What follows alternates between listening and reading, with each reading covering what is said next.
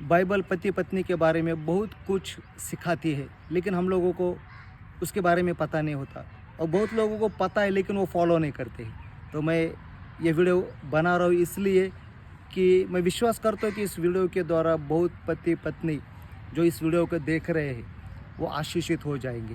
तो वचन कहते हैं पहला पत्रस उसका 3रा अध्याय पहला 2रा और 3रा वचन अगर हम लोग पढ़ेंगे तो बहुत अच्छे रीति से इस वचन में लिखा है। आइए हम उस वचन को पढ़ते हैं।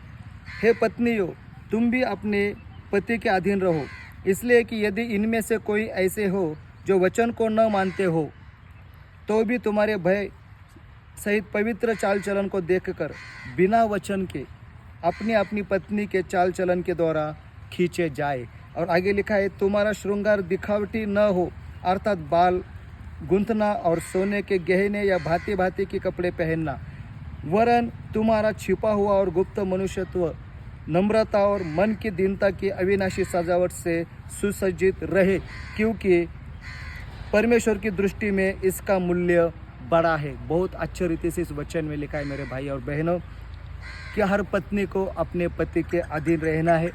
ये वचन कहता है, मैं नहीं कह रहा हूँ। अगर कोई किसी बहन का पति अगर वचन को नहीं मान रहा है, परमेश्वर पर उसका विश्वास नहीं है, तो इस वचन में लिखा है कि वो आपके चाल चलन को देखकर, आपके पवित्रता को देखकर परमेश्वर के पीछे हो जाएगा। वो परमेश्वर के वचनों को फॉलो करेगा। वो पहले आपको देखेगा आपके जीवन में कितना परिवर्तन है, आप कितना परिवर्तित हुई हो, आप परमेश्वर के वचनों को फॉलो करती हो या नहीं। ये हमारे जीवन में हमारा परिवार हम लोगों को देखता है।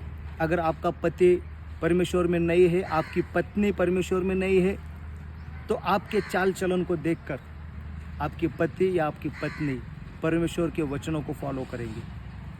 आपको इस वचन के अनुसार पत्नी अपने पति के अधीन रहे, और वचन कहता है कि पति भी अपने पत्नी पर ऐसा ही प्रेम करे जैसा वो अपने आप पर करते हैं। आज हम लोग देखते हैं कि बहुत सारे घरों में, बहुत सारे परिवारों में झगड़ा है, पति पत्नी में नहीं जम रहा है, वो डिवोर्स तक उनका मैटर गया है, एक दूसरे से अलग रह रहे हैं। वो दोनों अलग तो रह रहे हैं, लेकिन उनके जो बच्चे उनका भी कितना, उनके जीवन में भी कितना दुख है कि वो मम्मी के पास रहेंगे कि पापा के पास रहेंगे।